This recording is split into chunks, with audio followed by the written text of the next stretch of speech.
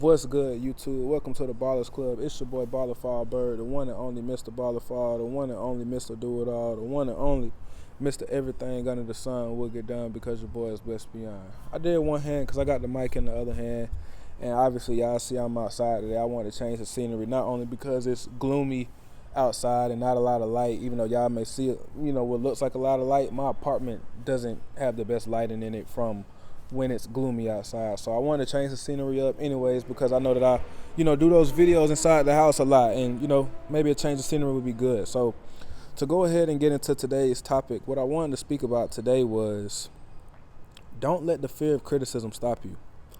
And the reason why I wanted to make this the topic of the day is because I know that if you're watching this video right now, I know that if you're a part of this BallOrFall family, I know that if you're out here chasing your purpose, then the fear of criticism may, really come in at times. And within that coming into your life, within that coming into your thought process, a lot of times I know that, we'll be on our purpose. We'll be trying to chase a goal. We'll be trying to, accomplish things in life, or even pondering starting our path towards accomplishing something in life, accomplishing our purpose in life.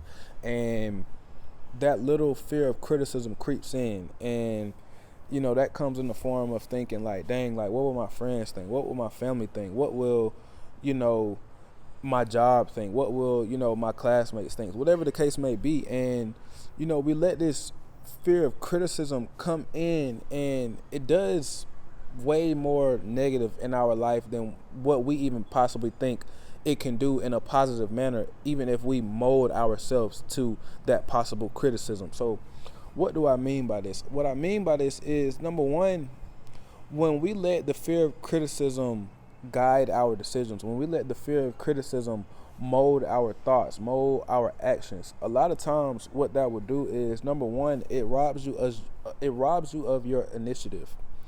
And what I mean by that is thinking what somebody else may say, thinking about what somebody else and their group of friends may say about you chasing your purpose, about you trying to get on your goals, about you trying to accomplish certain things in life, letting what they might or might not even say or think about you chasing your goal or your purpose or whatever it is that you're trying to go after. A lot of times, like I said, it'll rob you of your initiative, because you can no longer say, okay, I'm going to do this way because this is what I said I wanted to do, and that's what I'm going to do. Now you're molding yourself to what they may think. Now you're molding yourself to what they may say. Oh, if I want to start a YouTube channel, I may not like the way that I sound on video. So now I'm trying to talk in a different way. I'm trying to sound with a deeper voice or a higher pitched voice, whatever the case may be. And that's all taking away from who you are. It robs you also of your imagination, because when you become so consumed in what someone else may say, when you become so consumed in what someone else may think, it robs you of your imagination, because you can no longer say, okay, this is the best part about me, or this is my creative original thought, this is my creative or original way of being. If you're somebody that's like, think about it, like, I don't know if y'all know this, but it's almost like an era of where people want to be cool guys. It's almost like a little bit praised to not have charisma, in a sense. You kind of want people to be chill guys. And I'm just talking about men more specifically. People want, it seems like women, it seems like people in general want a more laid back, a more cool guy, as opposed to somebody that's, high in character, somebody that's high in, their own joy, as opposed to somebody that's high in charisma. And I just say all these things because, let's say if I'm naturally a, very charismatic person, if I'm somebody that's naturally a very, outgoing, jumpy or, joyful person.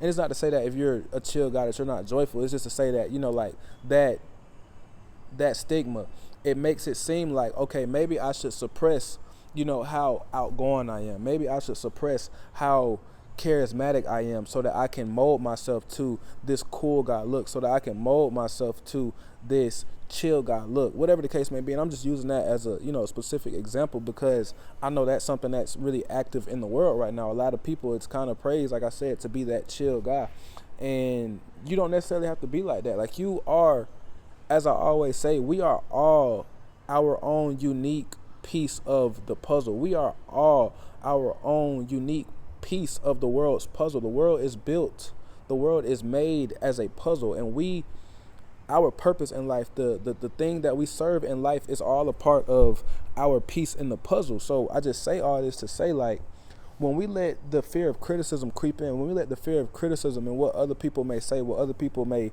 do, what other people may think creep in, it will rob us of our imagination. It will rob us of our initiative. And another thing along with that, we have to be really conscious of the kind of criticism that we're getting. Are we getting criticism? I think I've mentioned this in a previous video before, but are we getting criticism from the people that have achieved what we want to achieve? A lot of times, me personally, it's not to say that you can't learn from anybody that hasn't achieved what you want to achieve, because everything has its correlations. Everything in life correlates in some way, shape, form, or fashion.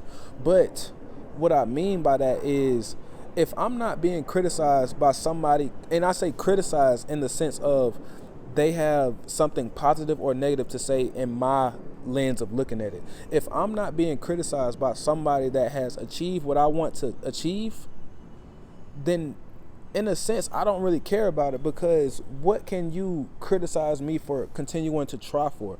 Now, you can give constructive criticism. You can tell me, hey, I think that you can go about it this way. I think that you can go about it that way. And that's cool. But if you're saying, oh, you shouldn't try that, you're not doing this, you shouldn't try that, you're not that, you're not this, you're not that. If somebody can say that, if they're not where I want to be, I honestly probably could care less, because of the fact of, what are you doing with your platform? What are you doing with your space? What are you doing with the position that you have? It may be a totally different position than what I want, but what are you doing with your position? What would somebody that's in your dream spot, what would somebody that's in your higher up say about you if they were with you 24/7? So I think about those, and one of the biggest things that I think about is, it's never been cool not to try something. I feel like in the world, we've kind of made it seem like, like, if somebody is willing to talk about you, somebody's willing to say something about you for trying, what does that mean? Like, when has it ever been cool not to try something? When has it ever been, glorified not to go out here and try to do something in life? Like, me personally, I don't think that that's, something that's, even relevant, because it's like, it doesn't matter if I say I want to go out here and be a clown. If I say I want to genuinely go try out being a clown, at least I'm trying something. And that leads me into my next point of, a lot of times the people who criticize us, a lot of time the people who have the actual bad things to say and the negative things to say, as opposed to constructive criticism, the people who have the bad and negative things to say, a lot of times they're the people who have never failed at anything in life. And the reason they've never failed at anything in life is because they've honestly never tried anything of actual relevancy. They've never tried anything of actual, meaning. They're cool with being the cool person on the block. They cool with being the cool person in their hood. They cool with being the cool person, in their family. But outside of that, like, are you locally known? Are you locally, inspiring? Are you locally, whatever the case may be, like, are not, and even on a local scale, are you nationally recognized? And I know it's a saying, I can't think of the saying right here, right now, but, it's just like, we'll let these criticisms and these critiques, sometimes make us back out of things, make us, mold ourselves to that, like I've said multiple times, like, and that's not the way to go about things. Like, the biggest thing that I kind of want to leave y'all with in this video, and if you're still here right now, put a number 7 in the comment section, because this one is going to be the best thing. This one's going to be the best one. I guarantee it. I'm going to say this and I'm going to be done. Statues were never built of the critics.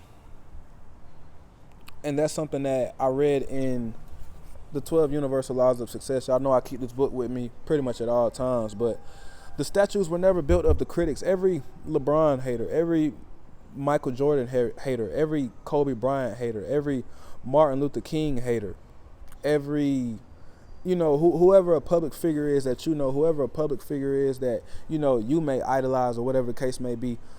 Name one person of relevancy that doesn't have a critic. Name one person of relevancy that doesn't have a hater. How many statues of the hater? How many statues of the critics are there? See, the statues are never built of the critics, so why should we care about what the critics are going to say? Why should we care about what anybody that's not doing something with their own life and, light of better words, have to say? The statues are never built of the critics. There's Martin Luther King statues. There's Kobe Bryant statues. There's Michael Jordan and LeBron James statues, and these are just football players I'm talking about. There's basketball players. There's Tom Brady statues, moldings, Hall of Fame heads, all these things. How many Hall of Fame heads do they have of critics? How many Hall of Fame heads do they have of people that just sit around and type on the internet all day? How many heads or statues are there that are built of people who sit on the internet and type all day and have all these negative things to say? How many statues are there? So I just say all this to say, don't get caught up in what the critics say, because a lot of times, like I said, if people are criticizing you in the first place, at 9 times out of 10, that means you're doing something right. If people have something negative to say, 9 times out of 10 is because they know that they could maybe even possibly be doing it themselves or doing something else themselves, but they don't have the courage to go do it themselves. So, like I said, I just wanted to make sure that I hit on that topic today, because I know that, if we chasing our purpose, I know that, if you're in the BallOrFall family, if you're not a part of the BallOrFall family, please join the BallOrFall family, man. Comment down, something that you're struggling with. Comment down something that, has been on your mind. Comment down something that you're thinking about. And, let me know, give me some topics to talk about. I hope that maybe y'all like this, change of scenery. I think the sun is coming out. I don't know what's going on. But nonetheless, like I said, just think about, if you're not a part of this BallOrFall family right now, join the BallOrFall family, man. We're all on our path towards our purpose. Go check out some of my past videos. Go check out some of the things that I've talked about recently, and just go look in some of the comment sections about what other people say about the topics that I've talked about. And it's not to brag or boast, but this is all just to say, we're a family, and we're all headed towards a common goal. We're not all headed towards the same goal, but a common goal, and that's achieving our life purpose. That's achieving our own life goals. That's exceeding our own expectations. That's exceeding the expectations that others have of us, because they didn't know, what we can actually achieve in life. So like I said, man, I know this plane is flying over, so I don't know if y'all can hear me as much, but man, join the BallOrFall family, man. Let me know what y'all think about this video, and then, I'll rock out with y'all in the next video, man. I appreciate y'all coming to the Ballers Club meeting today. It's your boy BallOrFallBird, the one and only Mr. BallOrFall, the one and only Mr. Do It All, the one and only Mr. Everything Under the Sun Will Get Done, because your boy is blessed beyond, man. And I'll see you in the next video.